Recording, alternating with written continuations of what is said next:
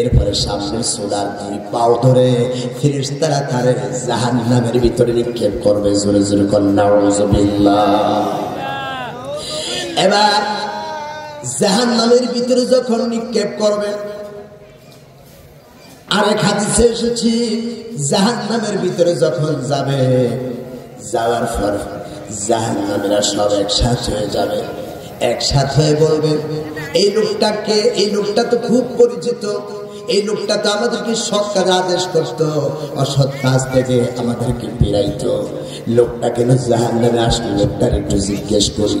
এরপর লোকটার কাছে আসবে, এসে বলবে, তুমি না আলেম, তুমি না আমাদেরকে সৎ কাজের আদেশ করতাম, তুমি না আমাদেরকে ভালো ভালো কাজের কথা বলতা।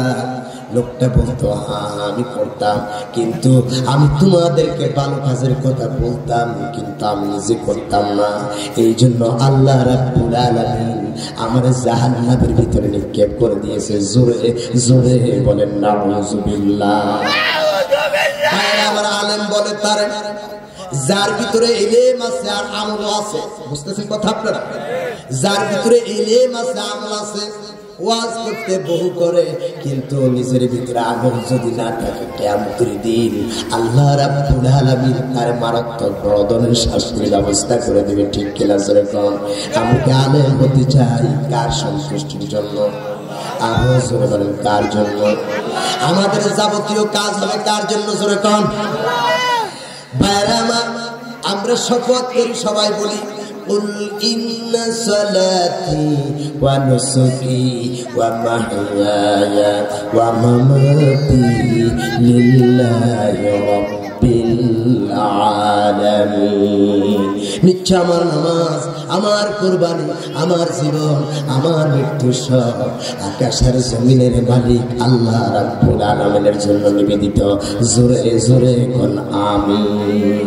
আরো জোরে বলেন আমিন।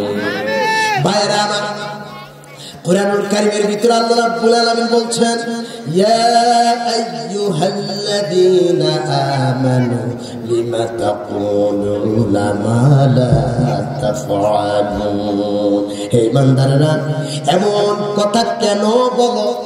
বুঝতেছেন কথা? বুঝতেছেন? এদিকে মনোযোগ আছে আপনাদের? আল্লাহ পাক বললেন, হে ইমানদাররা, এমন কথা কেন বলো যেটা তুমি করো না?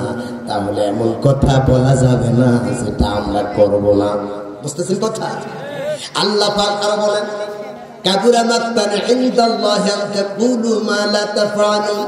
ও দুনিয়ার মানুষ, আল্লাহ রাব্বুল আলামিন আয়াতের পরবর্তীতে বলেছেন, আল্লাহর কাছে সবচাইতে অপছন্দনীয় হলো বান্দা যা বলে নিজে তা করে না।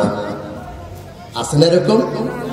ভাইরা আমার, আমি আমার রাসূলের কাছে একটা ছোট্ট বালকের উদাহরণ দেব। আমার রাসূলের কাছে এক বুড়ি আসলো, এসে বললেন, ইয়া রাসূলুল্লাহ, এই যে দেখেন, এটা আমার নাতি, খুব মিষ্টি খায়, আমি কিন্তু জোগান দিতে পারি না, এত মিষ্টি আমি আনবো কোত্থেকে? টাকা নাই, পয়সা নাই, এত মিষ্টি দিতে পারি না।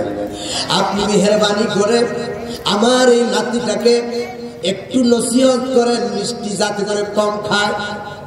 আমার রাসূল বললেন, মনে মনে চিন্তা করলেন, আমি যেহেতু মিষ্টি বেশি পছন্দ করি, কেমনে বলি মিষ্টি খাওয়া যাবে না। এবার হুজুর বললেন, ও বুড়ি, যাও আজকে নিয়ে যাও, আগামী দিন আমার কাছে এলো, এরপরে আমি একটু নসিহত করে দেব। এরপরের দিন যখন লোকটা যখন চলে গেল, পরের দিন বুড়ি তার নাতি নিয়ে আসলো, আর রাত্রের ভিতরে আমার রাসূল মিষ্টি কিছু কমায়া খাইল।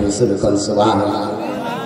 এবার পরের দিন যখন ওই ছেলেটা আসলো, বুড়ি নাতিকে নিয়ে আসলো, আমার রাসূল মাথায় হাত বুলায়া বলতেছে, ও বাচ্চারে, মিষ্টি বেশি খাওয়া যাবে না, কমায়া কমায়া খাও, কারণ আমি রাসূল মিষ্টি কমায়া ফেলেছি। সুবহানাল্লাহ। আমরা লম্বা লম্বা কথা বলবো, আমল করবো না, কিয়ামতের দিন ধরা পড়ে যাবো। ঠিক কিনা বলেন? আপনারা সেরে যাবেন, আমার কাছে মারাত্মক ভয় লাগে। আল্লাহর কাছে কি জবাব দেব? কথা তো কম বলি না, কিন্তু নিজের ভিতরে ত্রুটি যদি থাকে, হাসরের ময়দানে আসামির কাঠ ধরা দাঁড়ানো লাগবে। আপনারা বড় সেরে যাবে। আল্লাহ তোমার এই গোলামের ক্ষমা করে দাও। আসল ভাইয়েরা, আমরা সে আজকে দ্বীন ইলম সম্পর্কে কিছু কথা বলবো, শুনতে রাজি আছে?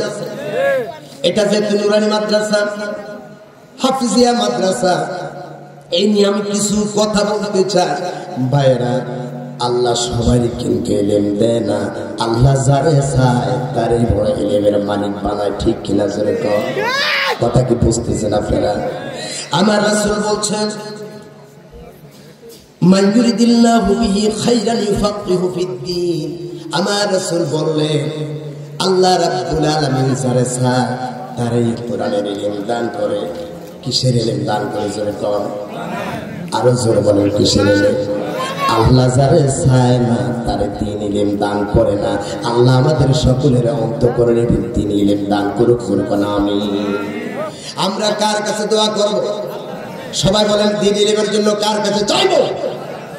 আল্লাহ পাক শিখালেন, রব্বি জিদনি ইলমা, রব্বি জিদনি ইলমা, রব্বি জিদনি ইলমা। ও মানুষেরা রে, আমার কাছে চাও, হে প্রভু আমার ইলমের তারাক্কিটা তুমি বাড়াইয়া দাও। কার কাছে বলবো শুনুন? হযরত মুসা আলাইহিস সালাম কে আপনারা চেনেন তো? মুসা আলাইহিস সালাম একটা দোয়া আল্লাহর কাছে করছেন, আল্লাহর কাছে এত ভালো লাগলো, আল্লাহ রাব্বুল আলামিন মুসা আলাইহিস সালাম সেই দোয়াটা সূরা তাহার ভিতরে আমাদেরকে শিখায়া দিয়েছেন। জোরে আলহামদুলিল্লাহ। হযরত মুসা আলাইহিস সালাম যেই যুগে পৃথিবীতে আসতে লাগলো, ওই মুহূর্তে গণকেরা বলতে লাগলো, ফেরাউন ছিল বাদশাহ, ফেরাউনকে ডাক দিয়ে বলছে, ফেরাউনকে ডাক দিয়ে বলল, হে রাজা মহোদয়, এমন একটা ছেলে পৃথিবীতে আসতেছে যে ছেলেটা আপনার রাজত্বকে শেষ করে দেবে। বুঝতেছেন কথা? এবার এটা ছেলে নামে ওই ছেলে আসতেছে।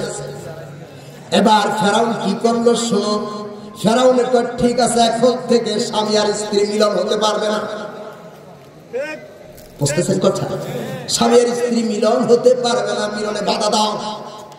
ফেরাউন প্রত্যেকটা রাত্রের ভিতরে জায়গায় জায়গায় স্পটে স্পটে ঘরের পাশে পাশে দারোয়ান ফিট করে দিল, যাতে করে স্বামী আর স্ত্রী মিলন হতে না পারে, একসাথে থাকতে না পারে। জোরে জোরে করেন নাউযুবিল্লাহ।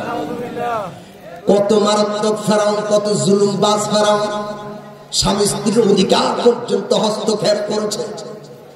এবার আল্লাহ রাব্বুল আলামিন যদি কোনো কিছু ঘটায় দেয়, সেটা কি কারো পক্ষে সম্ভব বাধা দেওয়া? আল্লাহ রাব্বুল আলামিন হযরত মুসা আলাইহিস সালাম আর আব্বা জানের ভিতরে রাতের গভীরে দুইজনে মিলন ঘটায় দিয়েছে। জোরে কোন সুবহানাল্লাহ। এবার গণকেরা আবার আসলো, এসে বলছে, বাদশা মহোদয়, যার আশঙ্কা আমরা ছিলাম এ তো মায়ের পেটের ভিতরে চলে আসছে। ওই কি কস, কেমনে আসলো? তোরা কি পাহারা দেশ নাই? পাহারার ভিতরে হয়ে গেছে। জোরে জোরে বলেন সুবহানাল্লাহ। এখন হয়তো বলতে পারে, গণকের কথা সত্য হয় কেন, এখন মিথ্যা হয় কেন? আগেকার আমলে সত্য হওয়ার কারণ হলো, আগেকার আমলে কিছু জিন শয়তান ছিল, এরা আকাশের মধ্যে উঠতে পারত। উঠে আল্লাহ রাব্বুল আলামিন ফেরেশতার সাথে যে পরামর্শটা করত, এই পরামর্শটা ওই জিন শয়তানগুলো শুনে ফেলত। শুনে এসে দুনিয়ার শয়তানদের কাছে এসে বলতে, এই পরামর্শ হচ্ছে ভবিষ্যতে এই ঘটনা ঘটবে। বুঝতেছেন কথা? তাহলে তারা শুনে বলে, এই জন্য তাদের গণকের কথা সঠিক হতো। শেষ পর্যন্ত আমার নবী, আপনার নবীর শরীয়তের মধ্যে এসে আল্লাহ রাব্বুল আলামিন এখন এমন এক প্রতিবন্ধকতা করে দিছে, ওই শয়তানগুলি উপরে উঠতে লাগলে আগুনের লেলিহা দিয়া তাদেরকে সব শেষ করে দেয়। তার আর উপরে উঠার মতো ক্ষমতা নাই। যেরকম সুবহানাল্লাহ। এখন যদি কোন গণক বলে এই ঘটনা ঘটবে, এটা হবে, সেটা হবে, আমরা বলবো মিথ্যাবাদী। আমরা কি বলবো? মিথ্যাবাদী বলবো। এখন আসেন ভাইরা,